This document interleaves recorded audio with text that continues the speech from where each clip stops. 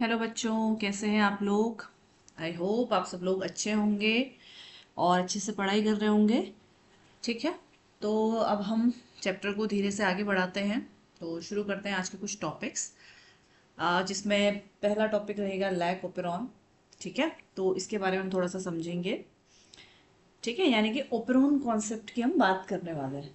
ठीक है। जब क्या होता है कि एक या एक से ज़्यादा, मतलब जब हम एक से ज़्यादा जीन एक्सप्रेस होते हैं।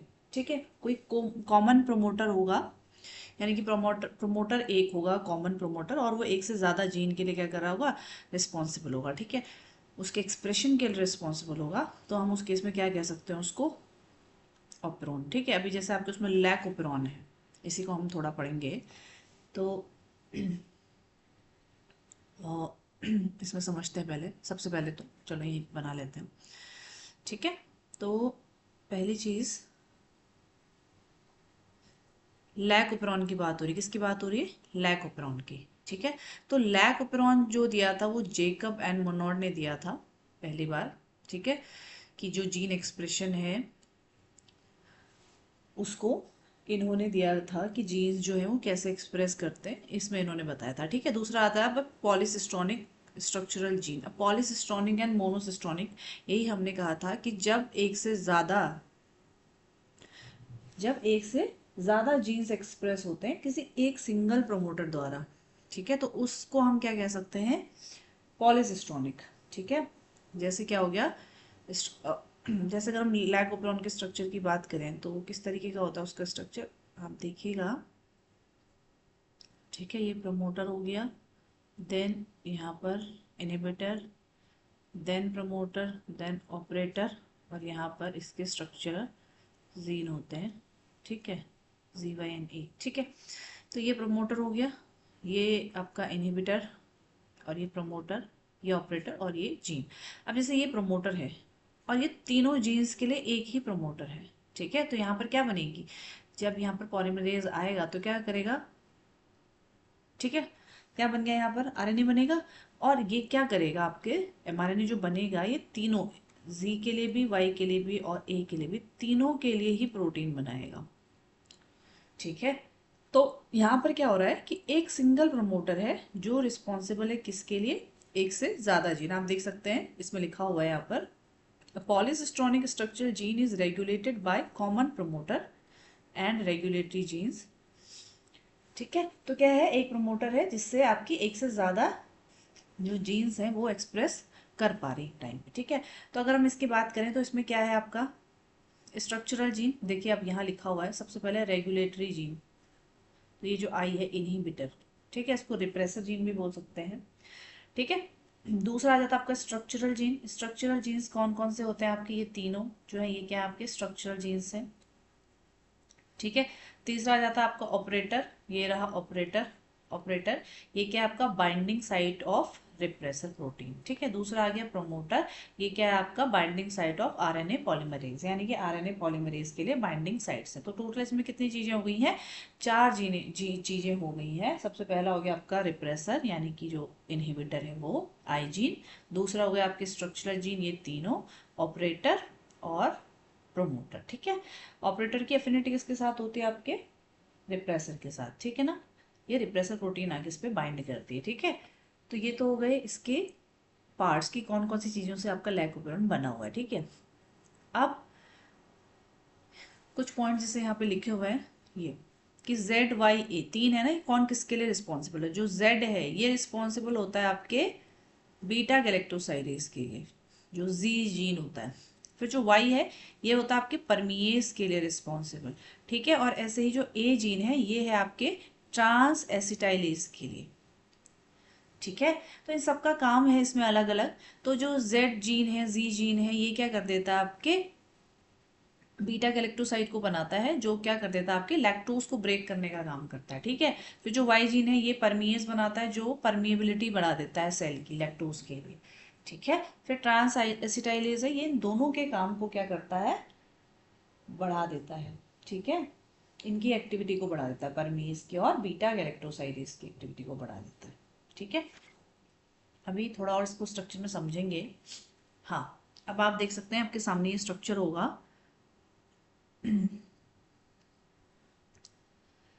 ये इसमें दिख रहा है आपको, ये है P, देन दूसरा I, फिर P, फिर यहाँ पर O दिख रहा है, और यहाँ पर ये रिप्रेसर बना हुआ है ZYA, ठीक है ना, ये तो उसके कंपोनेंट हो गए, ठीक है। हाँ, तो अब एक इस चीज को समझिए, इसमें दो चीजें, in the absence of inducer. अब इसमें इंड्यूसर कौन है और in the presence of inducer. Inducer है यहाँ पर लैक्टोज, ठीक है। इंड्यूसर कौन है यहाँ पर, लैक्टोज। तो लैक्टोज किसकी तरह काम कर रहा है यहाँ पर, इंड्यूसर की तरह काम कर रहा है, लैक्टोज की बात हम कर रहे हैं, ठीक है। तो जब लैक्टोज नहीं होगा, यानी कि इंड्यूसर नहीं होगा, देखो आई जीन है ये वाली, तो आई जीन ने क्या करा, एक रिप्रेसर एमआरएनए बनाया, और इससे क्या बन गया आपका, रिप्रेसर बन गया, या हम इसको इनहिबिटर भी बोल सकते हैं। क्या बोल सकते हैं, इनहिबिटर भी बोल सकते हैं, ठीक है। या तो रिप्रेसर बन जाएगा, दूसरा क्या करेगा आपका, इनहिबिटर बन जाएगा, ठीक है, इनहिबिटर या रिप्रेसर। अब इस रिप्रेसर का काम क्या है, ये इस ऑपरेटर पर जाकर बाइंड कर देता है, ठीक है। तो ये गया रिप्रेसर, इस ऑपरेटर पर जाकर बाइंड कर गया। अब जब ये इस ऑपरेटर पर बाइंड करेगा तो क्या होगा, यहाँ पर जब आरएनए पॉलीमरेज आएगा, इस प्रमोटर पर बाइंड करेगा, तो ये यहाँ पर ये इससे आगे बढ़ नहीं पाएगा, ये प्रोसेस आगे को नहीं हो पाएगी, क्योंकि रिप्रेसर जाके अटैच हो गया है किसके साथ, ऑपरेटर के साथ। तो जब ऑपरेटर पे ये बंधा हुआ है, तो जब आरएनए पॉलीमरेज जाके प्रमोटर पे बाइंड करेगा, तो ये प्रोसेस आगे नहीं हो पाएगी, ठीक है। तो यहाँ पर क्या होगा, ये जो ZYA, ये तीनों जो जीन्स थे, इनका एक्सप्रेशन नहीं हो पाएगा, ठीक है, ठीक है ना। अब दूसरा कंडीशन क्या है कि अब इंड्यूसर प्रेजेंट है, यानी कि लैक्टोज प्रेजेंट है थोड़ा बहुत ऑलरेडी, ठीक है। तो होगा क्या, प्रोमोटर सेम, रिप्रेसर एमआरएनए बना, इस रिप्रेसर एमआरएनए से ये रिप्रेसर बन गया, ठीक है। अब पहले केस में क्या हो जा रहा था, रिप्रेसर ऑपरेटर पे बाइंड हो जा रहा था, ठीक है। लेकिन उसमें क्या है, लैक्टोज क्योंकि नहीं था, अब यहाँ पर लैक्टोज प्रेजेंट है, इंड्यूसर प्रेजेंट है, तो ये आया इंड्यूसर, ये इंड्यूसर आके इस रिप्रेसर पे बाइंड कर गया, ये इंड्यूसर आया इस रिप्रेसर पर बाइंड कर गया। अब जब ये इस पे बाइंड करेगा तो इसको क्या बना देगा, ये इनएक्टिव बना देगा। इस अभी तक ये एक्टिव है, तो जैसे ही इंड्यूसर ने इस पे बाइंड किया तो ये कैसा हो गया आपका, इनएक्टिव हो गया। अब ये इनएक्टिव हो गया तो ये इस ऑपरेटर पर बाइंड नहीं कर पाएगा, अभी तो ये बाइंड करा था, अब ये इस ऑपरेटर पर जाकर बाइंड नहीं कर पाएगा, ठीक है, ऑपरेटर पे बाइंड नहीं कर पाएगा। तो जब ये आरएनए पॉलीमरेज यहाँ पर प्रमोटर पे बाइंड करेगा आपका, तो ये प्रोसेस आगे को चलेगी पूरे इस तरीके से, ठीक है। और एमआरएनए बनेगा, ट्रांसक्रिप्शन होगा, एमआरएनए बनेगा, एंड देन प्रोटीन का फॉर्मेशन होगा, बीटा गैलेक्टोसाइडेज भी बन जाएगा, परमेज भी बनेगा, और ट्रांस एसिटाइलेज भी बनेगा, ठीक है। तो यहाँ देखिए आप लिखा हुआ है, in the absence of glucose if lactose is added in the growth medium of bacteria, the lactose is transported into the cell by permease, ठीक है। कि परमेज का काम क्या है, लैक्टोज की जो एब्जॉर्प्शन है उसको बढ़ा देना, एक्टिविटी बढ़ा देना मेम्ब्रेन की। फिर दूसरा क्या, very low level of expression of lac operon has to present in the cell all the time, यानी कि जो लैकोपेरॉन है उसमें लो लेवल ऑफ, थोड़ी बहुत मात्रा में जो लैक्टोज है वो रहता ही है, ठीक है। तो एक्सप्रेशन थोड़ा बहुत चलता ही रहता है, पूरे तरीके से बंद नहीं होता, ठीक है। ठीक है, अब आ गया mechanism of regulation of lac operon, ठीक है। तो ये तो अभी हम पहले ही बता चुके हैं कि भाई जो मैकेनिज्म का मतलब तो यही हो गया ना, कि भाई जो आई जीन है ये रिप्रेसर बनाएगी, फिर रिप्रेसर एमआरएनए बनेगा, फिर रिप्रेसर बनेगा, देन वो ऑपरेटर से बाइंड करेगा, और फिर क्या होगा, पॉलीमरेज जब आगे प्रमोटर पे बाइंड करेगा तो आगे ट्रांसक्रिप्शन जो है वो नहीं हो पाएगा, ठीक है ना, तो ट्रांसक्रिप्शन रुक जाएगा। और इस केस में जहाँ पर कि सब कुछ ठीक है और जो रिप्रेसर बना था इस पे आके इंड्यूसर बन गया, जिस वजह से ये रिप्रेसर कैसा हो गया, इनएक्टिव हो गया। अब इनएक्टिव हो गया तो ये ऑपरेटर पे बाइंड नहीं कर पाएगा, तो अब आरएनए पॉलीमरेज जब प्रमोटर पे बाइंड करेगा तो ट्रांसक्रिप्शन चलेगा, और ये बीटा गैलेक्टोसाइडेज, परमेज और ट्रांस एसिटाइलेज, इन सबका फॉर्मेशन होगा, ठीक है, ठीक है। हाँ, अब एक पॉइंट और है कि जो रेगुलेशन ऑफ लैकोपेरॉन है इसको हम नेगेटिव रेगुलेशन बोलते हैं, ठीक है। स्विच ऑफ होता है ना इसमें, क्योंकि क्या हो रहा है, चीज बंद हो रही है, ठीक है, रोका जा रहा है एक्शन को, इसी वजह से हम क्या कहते हैं इसको, नेगेटिव रेगुलेशन। अभी क्वेश्चन है आपका, in lac operon RNA polymerase binds with, तो आरएनए पॉलीमरेज किस पे आके बाइंड करता है, प्रोमोटर, ऑपरेटर, स्ट्रक्चरल जीन और रेगुलेटर, तो प्रोमोटर पे आके बाइंड करता है, ठीक है। दूसरा आ जाता है, which of the following is produced by E coli in the lactose operon, कौन सी चीज़ है जो ई कोलाई बनाता है आपके लैक्टोजोपिरोन में, ठीक है। तो ये बीटा गैलेक्टोसाइडेज, ट्रांसएसिटाइल, हाँ, तो तीनों चीज़ों का फॉर्मेशन होता है, ठीक है ना। अब आ जाता है the process of formation of RNA from DNA. भाई डीएनए से आरएनए का फॉर्मेशन क्या कहलाता है आपका? ट्रांसक्रिप्शन। ट्रांसक्रिप्शन में ही होता है ना, डीएनए से एमआरएनए बनता है। फिर आ जाता है reverse transcriptase using RNA forms which of the following, यानी कि रिवर्स ट्रांसक्रिप्टेज का इस्तेमाल करके, ठीक है, आरएनए का इस्तेमाल हम करते हैं जो रिवर्स ट्रांसक्रिप्टेज में, उसमें क्या चीज़ बनती है? तो उसमें बनता है आपका डबल स्ट्रैंडेड डीएनए, ठीक है। फिर आ जाता है आपका human genome project. Human genome project, भाई इसका क्या मतलब है? तो ह्यूमन जीनोम प्रोजेक्ट में क्या था? सबसे पहले तो ह्यूमन जीनोम प्रोजेक्ट में है क्या भाई, सबसे पहले डीएनए कंटेंट जो होता है उसको हम लेते हैं कि जितना भी जेनेटिक मेकअप है ऑर्गेनिज्म का, यानी कि वो किन किन चीज़ों से मिलकर बना है, ठीक है। Genetic makeup of an organism और an individual lies in the DNA sequence. अब मेरे अंदर जो मेरा जेनेटिक मेकअप है, यानी कि मेरे अंदर कौन कौन से जीन है, ये सब मुझे कहाँ से पता चलेगा? मेरे डीएनए की सीक्वेंस से, ठीक है। तो हर ऑर्गेनिज्म दूसरे ऑर्गेनिज्म से क्या है? थोड़ा बहुत क्या है? अलग है। हर किसी का डीएनए एक दूसरे से क्या है? अलग है, ठीक है, ठीक है। 99% क्या होता है? सिमिलर होता है। अब ये जो प्रोग्राम था ह्यूमन जीनोम प्रोजेक्ट, ये 1990 में लॉन्च किया गया था, ठीक है। तो इसमें हम क्या करते हैं? डीएनए कंटेंट को पढ़ते हैं, ठीक है। DNA content in haploid set of chromosome, ठीक है। अब आ जाते हैं इसके कुछ गोल्स के बारे में बात करते हैं कि इसके गोल्स क्या थे, क्यों लेकर आया गया था ह्यूमन जीनोम प्रोजेक्ट को। Identify all the genes in human, सबसे पहले तो ये जाना जा सके कि ह्यूमन का जो डीएनए है उसके अंदर कितने जीन्स हैं, ठीक है। दूसरा, फिर the sequence of 3 billion chemical base pair. फिर ये पता चला, फिर जो आपका जो ह्यूमन डीएनए है उसमें 3 बिलियन केमिकल बेस पेयर है, तो उनकी सीक्वेंस को पता करना कि वो किस सीक्वेंस में अरेंज हैं। फिर सारी इन्फॉर्मेशन को डेटाबेस में क्या करना? स्टोर करना, ठीक है। और टूल्स को इम्प्रूव करना डेटा एनालिसिस के लिए, ताकि जब भी हमें कोई ज़रूरत पड़े हम कंप्यूटर में भाई डालें डेटा और उससे रिलेटेड जितनी भी इंफॉर्मेशन है वो हमारे सामने आ जाए, ठीक है। फिर transfer related technologies to other sectors such as industry, हाँ, कि कहीं पर अगर ज़रूरत पड़ रही है किसी के डेटा की तो हम उसको दिया जा सकता है, अदर काम के लिए भी उसको हम यूज़ कर सकते हैं, ठीक है। Address the ethical, legal and social issues that may arise from this project. तो हाँ, इन सब चीज़ों का भी ध्यान रखना कि ये जो प्रोजेक्ट हम चला रहे हैं इससे कोई डिफ़िकल्टी ना हो किसी को, और अगर कोई लीगल इश्यूज या इस तरीके की चीज़ें आती हैं तो उन सबको भी हैंडल किया जा सके, ठीक है। अब आ जाती है मेथोडोलॉजी के ऊपर, ठीक है। तो अगर हम इसकी मेथोडोलॉजी की बात करें तो इसमें दो मेजर अप्रोचेज होते हैं, ठीक है। अगर हम इसकी मेथोडोलॉजी की बात करते हैं तो इसमें क्या है? दो अप्रोच है, ठीक है। अगर मैं मेथोडोलॉजी किसकी, ह्यूमन जीनोम प्रोजेक्ट की मेथोडोलॉजी अगर मैं इसकी बात करूँ तो इसमें दो अप्रोच है, ठीक है। एक तो है आपकी expressed sequence tag, expressed sequence tag. दूसरा आ जाता है आपका whole genome sequence, whole genome sequence, ठीक है।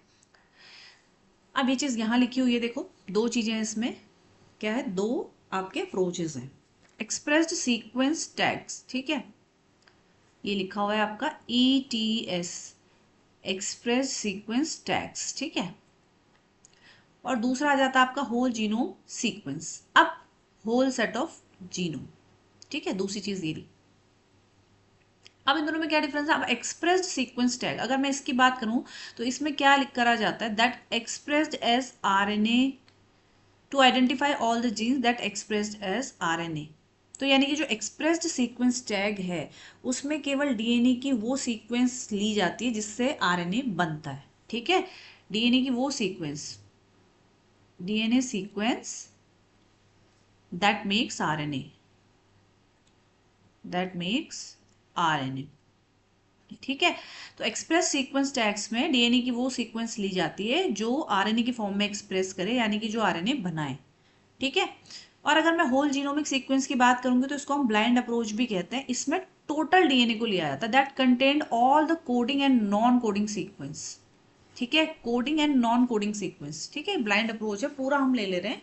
कोडिंग नॉन कोडिंग सीक्वेंस का मतलब हो गया इसमें एक्सॉन्स भी रहेंगे और प्लस इंट्रॉन भी रहेंगे, एक्सॉन प्लस इंट्रॉन, ठीक है, दोनों चीजें हैं इसमें, ठीक है ना।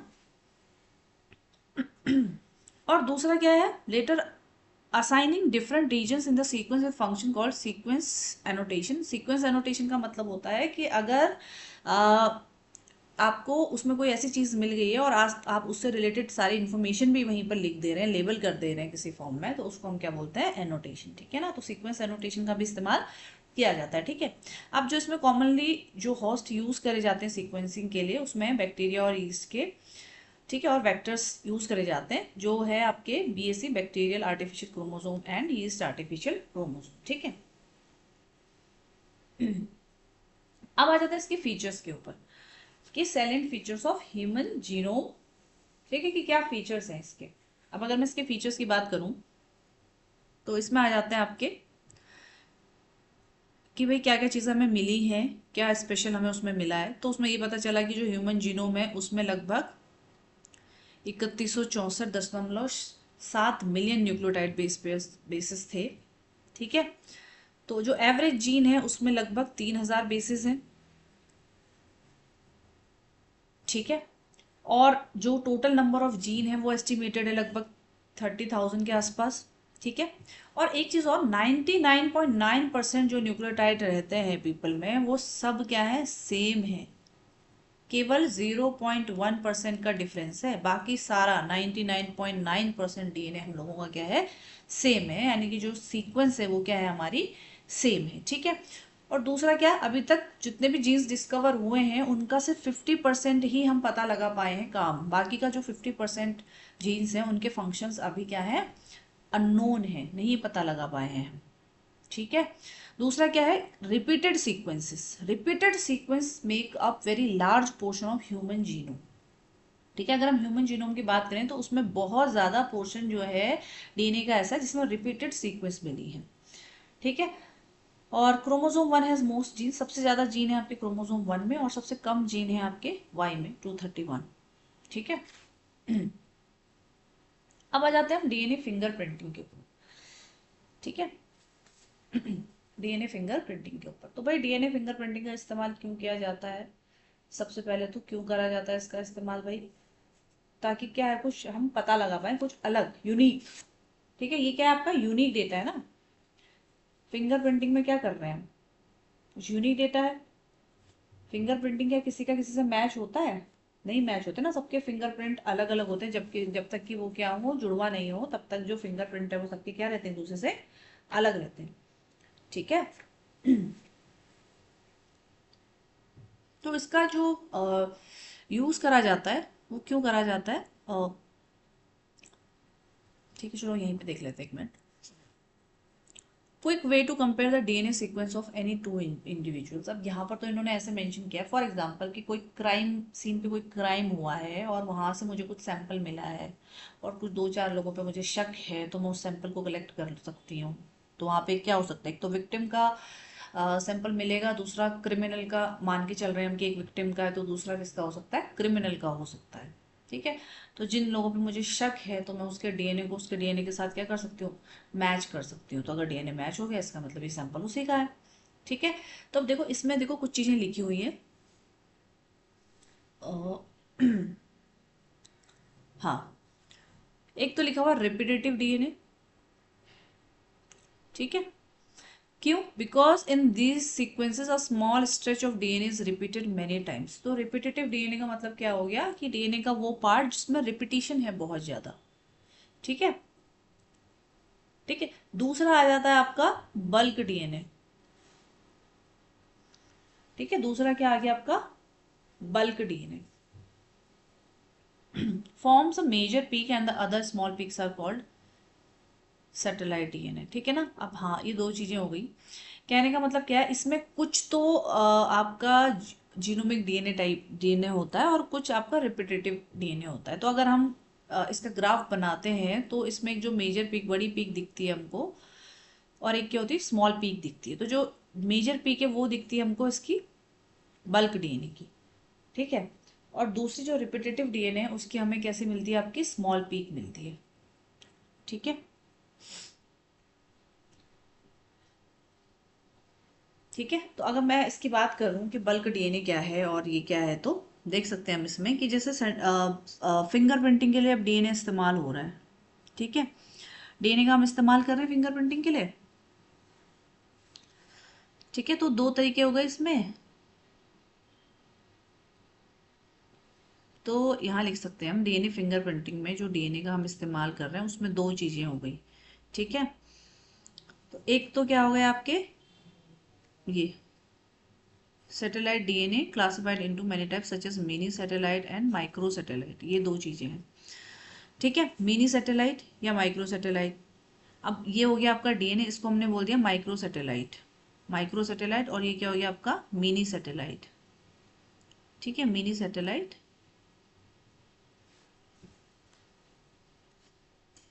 मिनी सैटेलाइट है और ये क्या आपका माइक्रो सैटेलाइट। अब माइक्रो सैटेलाइट और मिनी सैटेलाइट तो वैसे छोटी यूनिट हो गई, माइक्रो सैटेलाइट हो गई उससे भी छोटी, ठीक है। तो इनको हम STR भी कह सकते हैं, हम शॉर्ट टेंडम रिपीट्स, और इसके लिए हम बोलते हैं VNTR, ये होती है variable number of tandem repeats, ठीक है। अब इसमें क्या होता है, 2 से 6 नाइट्रोजनस बेसिस का रहता है, बेस पेयर जो रहता है, और 5 से 20 बार को रिपीट हो सकता है। जो रिपीट टाइम है वो कितना है, 50 to 20 टाइम्स है, ठीक है, रिपीट हो सकता है। और 80 रिच होता है, देखो लिख रखा है यहाँ पर यार, ये क्या 80 रिच है, ठीक है। दूसरा अगर मैं बात करूं तो ये क्या है आपका, ये है आपका मिनी सैटेलाइट। इसमें क्या है, VNTR है। इसमें जो साइज रहता है वो 10 से 60 नाइट्रोजनस बेसिस का रहता है, ठीक है। और जो रिपीट रहते हैं वो भी आपके 10 से 400 के बीच में रहते हैं रिपीट, ठीक है। और ये क्या है आपका GC रिच रहता है, ठीक है। दोनों तरीके के हो गए आपके, माइक्रो सैटेलाइट और मिनी सैटेलाइट, ठीक है।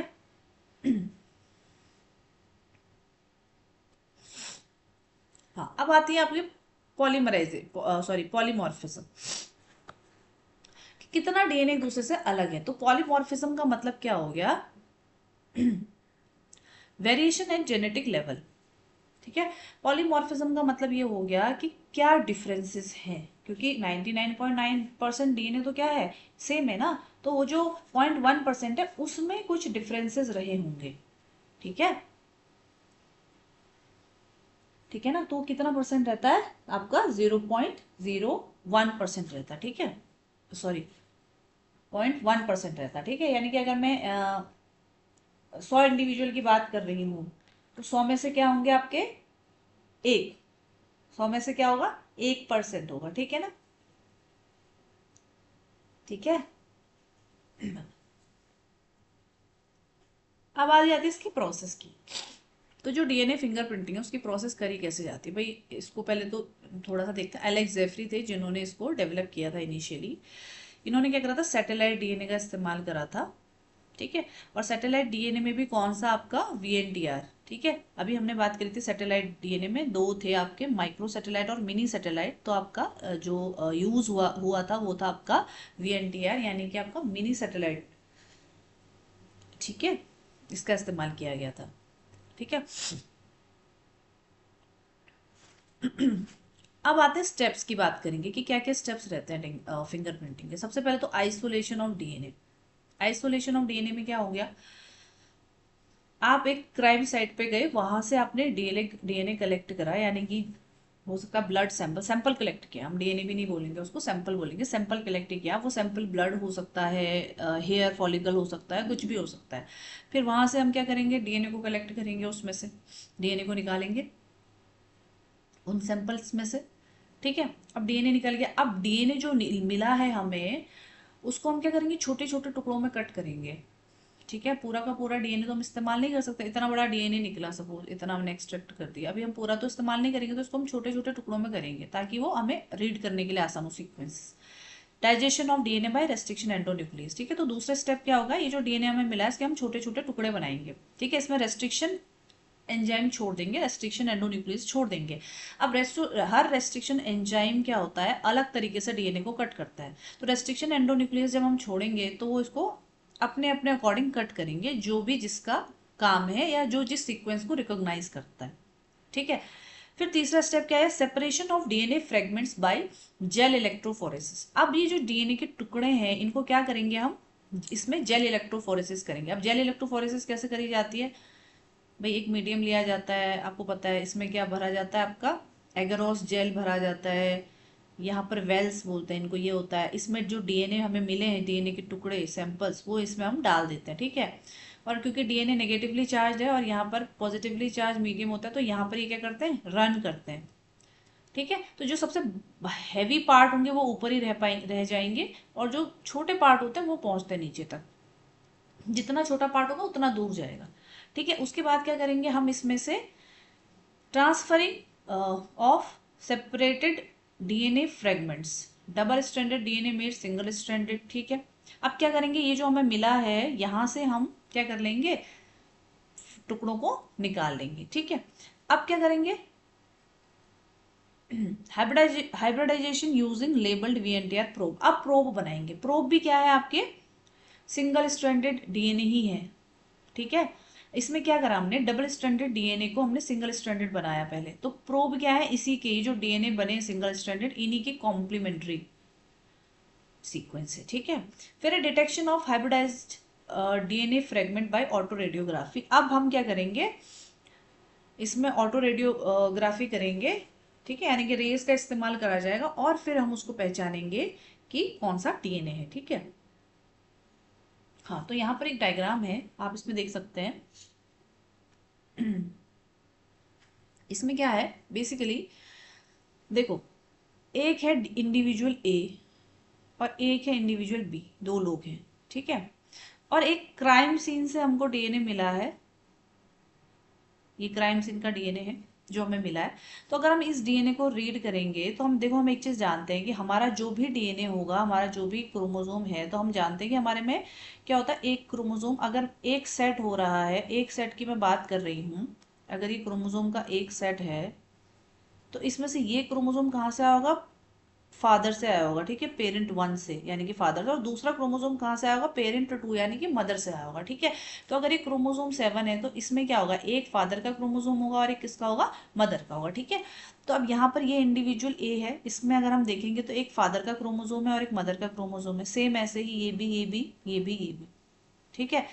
और इसमें भी सेम लिया है, क्रोमोसोम 7, 2 और 16। तो इसमें भी यही होगा भाई, एक फादर का, एक मदर का, एक फादर मदर ऐसे करके। ठीक है। और सेम जो ये क्रोमोसोम आई मीन सी ले रखा है इंडिविजुअल, इसमें भी अगर हम देखेंगे तो सेम चीज हमें देखने को मिलेगी। ठीक है। ठीक है। अब हम क्या कर रहे हैं, इसको हमने क्या कर दिया है, इस जेल पे डाला था। ठीक है ना। तो अब हमने क्या देखा कि जो सीक्वेंस है, आप देख सकते हैं ये जो सीक्वेंस है, यही सीक्वेंस, ये तो ये एक, ये जो ए वाला है इसकी सीक्वेंस तो ये रही, इसका जो डीएनए तोड़ के डाला गया था तो उसमें तो ऐसे टुकड़े बने थे, और जब इसका डीएनए तोड़ के डाला गया इसमें ऐसे पीसेस थे, और इसमें ये वाले पीसेस है। तो अगर आप देखेंगे, मैच करेंगे, तो आप ये पाएंगे कि जो सी वाला ऑर्गेनिज्म है वो किससे ज्यादा मैच कर रहा है, वो ए वाले से या बी वाले से। तो जब आप देखेंगे तो आपको पता चलेगा ये सिमिलर, इसके साथ सिमिलरिटी दिखा रहा है। देखो, देखो ये चीज़ तो तीनों में आ गई, लेकिन ये बाकी की दो चीज़ें तो नहीं है ना। फिर ये वाला पोर्शन इसके साथ सिमिलर है, ऐसे ये इधर, फिर ये इधर। तो इससे हमें क्या पता चला कि जो सी है वो किसके क्लोज है, आपका बी से सिमिलर है। ठीक है ना। ये तो पता चला कि यानी कि जो बी पर्सन है उसका डीएनए मैच हो रहा है किससे, जो क्राइम सीन पर डीएनए मिला है उसके साथ। तो यहाँ पर भी आप देख सकते हैं, अगर आप देखेंगे तो कितने रिपीट्स हैं, 1 2 3 4 ऐसे करके भी आप पढ़ेंगे तो आपको आइडिया लग जाएगा। ठीक है। तो आप देख पाएंगे कि इसका स्ट्रक्चर डीएनए का और इसका स्ट्रक्चर तीनों क्रोमोसोम का, क्रोमोसोम 7 का भी सेम है, 2 की बात करें तो 2 में भी सेम है, और 16 की बात करें तो 16 में भी क्या है, सेम है। ठीक है। तो ये इंडिविजुअल बी के साथ जो सी है उसका एसोसिएशन किसके साथ आ रहा है, आपके बी के साथ आ रहा है। ठीक है बच्चों। अब एप्लीकेशन ऑफ डीएनए फिंगरप्रिंटिंग कि भाई क्यों अप्लाई करा जाता है डीएनए फिंगरप्रिंटिंग को। एक तो पैटर्निटी टेस्ट के लिए। ठीक है। पैटर्निटी टेस्ट यानी कि पता करना है कि भैया बच्चे का सैंपल लिया जाएगा, देन उसको फिर फादर के सैंपल के साथ मैच किया जाएगा। अगर वो मैच हो रहा है तो ये पैटर्निटी टेस्ट के लिए यूज़ करा जाएगा। दूसरा क्रिमिनल, जैसे अभी हमने बोला कि ये पता करना है हमें, फॉरेंसिक एक्सपर्ट जानना चाह रहे हैं या फॉरेंसिक टीम आएगी वो लेके जाएगी कि भाई क्राइम सीन से कोई डीएनए मिला है और मैं पता लगाना है कि इसमें जो क्रिमिनल है वो कौन है, तो उस केस में भी हम इसका इस्तेमाल करते हैं। ठीक है, अब आ जाते हैं कुछ question. The commonly use vectors for human genome sequencing are, ठीक है, कौन कौन से हैं? बैक यक, ठीक है। अब आ जाता है which of the following RNA is most abundant in animal cell, ठीक है, तो इसमें अब आ जाएगा आपका आरआरएनए। फिर आ जाता है आपका, हाँ ये तो ठीक है, पूछ रहा है इनमें से क्या चारों में से क्या डिफरेंस है, सभी ग्राफिक सिमिलर हैं, सब डिसिमिलर हैं, ए सी सिमिलर है, बी डी सिमिलर है, तो आप देख पाएंगे तो सारे ही अलग अलग हैं इसमें। Human genome have approximately dash and the cost of sequencing was, ये तो आपके एनसीईआरटी में देखो दिया हुआ है कि $3 की कॉस्ट आई थी पर बेस पेयर, ये बोला था, और इतने बेस पेयर है। ठीक है, फिर है DNA fingerprinting involves identifying differences in some specific, हाँ रिपीटेटिव डीएनए। ठीक है बच्चों, ठीक है, तो आई थिंक आज का चैप्टर यहाँ पे ख़त्म होता है बच्चों इसी के साथ। और अगर आपके कुछ सवाल हैं, कुछ क्वेरीज रहती हैं तो आप प्लीज़ बताइएगा। ठीक है, तो इस चैप्टर को यहीं ख़त्म करते हैं, अगली क्लास में मिलते हैं नए चैप्टर के साथ। ठीक है, जो है आपका इवोल्यूशन। ठीक है बच्चों, तो आप अच्छे से पढ़िए और इसी तरीके से काम करते रहिए, पढ़ाई पे ध्यान लगाइए, एग्ज़ाम पे फोकस कीजिए। अब आपके एग्ज़ाम्स भी आने वाले हैं तो अपनी तैयारी करते रहिए। Bye bye.